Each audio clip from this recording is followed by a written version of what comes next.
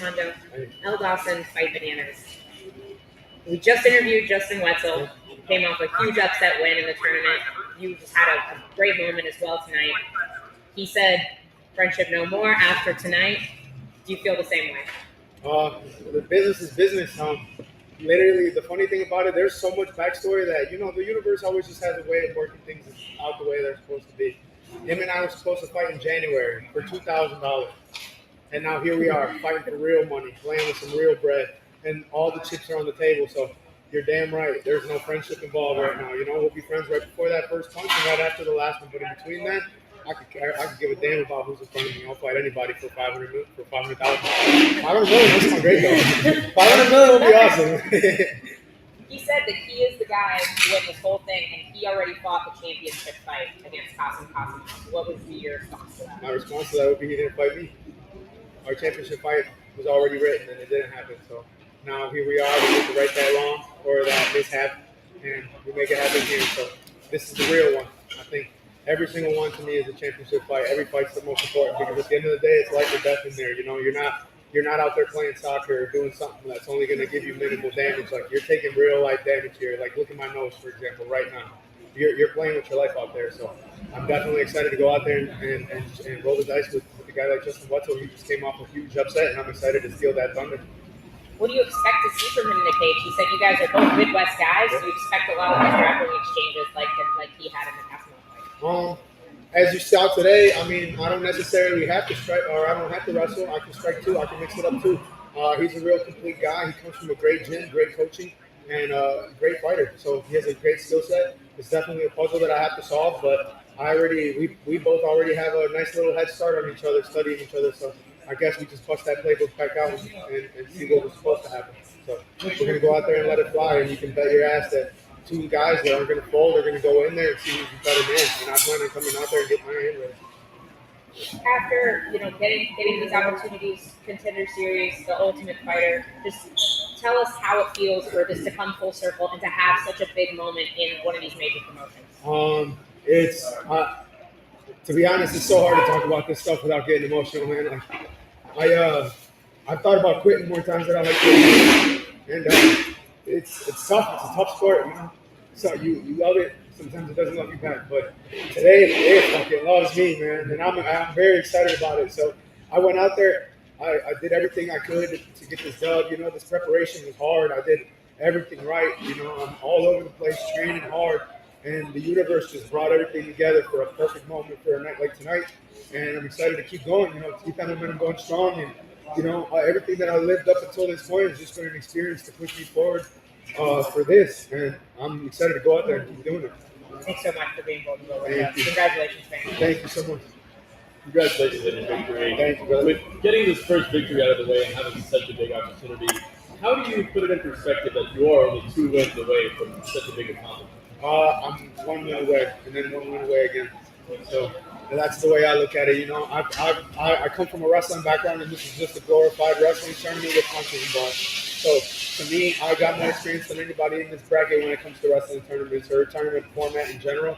And I can't make that mistake I've made that mistake so many times in my lifetime, I can't do it again. I can't look past the next guy or the next guy. Every fight's the most important. Every fight is a $500,000 fight. Every fight is the one that's going to get me there. So I have to go out there and I have to beat Justin, and then I have to go beat whoever it is that's stepping in front of me in the finals. But as I proved tonight, I got the best team in the world. I got the best guidance in the world. I have all the resources to win this entire thing, and I believe in myself. I truly do. And I'm willing to go into the fire and get it like I showed today. Very opportunistic choke, right? You kind of stumbled and you were getting that forward pressure. Yeah. How much was it just in the spur of the moment going and getting that choke rather than anything else? I think he's one of those guys that's used to being the bully, and my biggest thing in this fight was I can't let him back me up. I can't let him make me fold. I can't let him see me wither because he will gain momentum. And I made sure I never gave him that. What's his biggest weapon that everybody talks about leading up to this fight? What is it? His high kick, right? How many high kicks did he throw? Zero, because I shut it down completely. And that was another one of my game plans. My game plan was stay in his face, stay tight, stay out of kicking range, and if anyone's kicking, it's going to be me. So I went out there, I shut him down, I did everything I needed to. So there was nothing opportunistic about it, in my opinion. I think he stumbled and fell because of the forward pressure that I was bringing, and he's not used to taking backward steps, and I made him take a few of those today, and he paid for it. I wasn't really necessarily looking for the choke. I was more so looking for damage, but I had to hold on while he was squealing and moving. And I heard him. I heard him squealing a little bit, so I knew that it was time to start squeezing.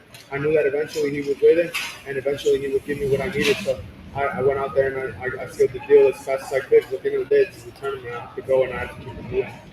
How do you prepare with, just going through a fight, knowing when the next fight is, and that quick turnaround? How do you prepare for something like that? I tell people all the time, man, I fight every weekend if I was allowed to. So at least here, I can plan the rest of my year out. There's no more missing birthdays, missing vacations, missing family gatherings because I don't know. Because I don't know when the next fight is. I don't know when the next thing is going to be.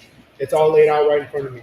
It's right there, and it's right there for the taking. And they messed up putting me in this bracket because I see it, I'm taking it. Like, the money's there. I can feel it. I can see it. I'm already making purchases I got no business making, right? But I'm banking on myself. We're going to do it, So we're here. It's laid out. June 20th or June 27th, and then mid-August, I'm ready. Let's go. I fight every weekend if they let me. If I can find an opponent, every weekend. Look at my record. For the last 2 years, I've had 9 fight camps for 2 fights. That's not fun. Here, the guy has to fight me. There's no choice. We're gonna go. So yeah. And I'd be remiss if I didn't ask, what would you want to get if you got that, or when you get that $500,000? If I've done my job as the person that I am and the platform that I have, everybody should know I'm a real simple man. I don't need a lot. I think my girl's about to graduate school, so our life is about to change big time. I just want to settle down, man. Just finish paying off my house, get a new car, put her in something nice. Maybe take a vacation, and maybe if there's anything left over, get a little birthday present from my best friend JJ, who's his birthday today. So. Shout out to my boy JJ, man. And can't forget my other coaches too. Joaquin's standing right over there. So, I got to get him a little something nice. Maybe a round timer for our gym for once so we don't have a phone up on the wall. That'd be cool. Congratulations. One more for you real quick. Your boy Justin, he said he'd never heard of Patchy Mix. Is Patchy Mix on your radar at all? Patchy Mix, man. That dude, as you can see tonight, I'm pretty snazzy with the back. And he's a dude I really look up to when it comes to that. His name is good in every hood. Everybody talks about him as being the backpack, the guy, So I got a lot of respect for him, but if that's what it is, and that's what it is, He used to say, who's next? I have no idea, but I'm here. I'm where I need to be, compensated the way I need to be, and I'm ready. It doesn't take a lot to motivate me. I'll fight for free, You got to pay me to cut weight, so I'll fight anybody. I'm excited, especially now that I'm making money. Thank you so much. Yeah, thank you. I'll take one more too. What does it mean to just represent your country on this big of a stage? You have the flag on your shoulders there. Man, it's absolutely incredible, man.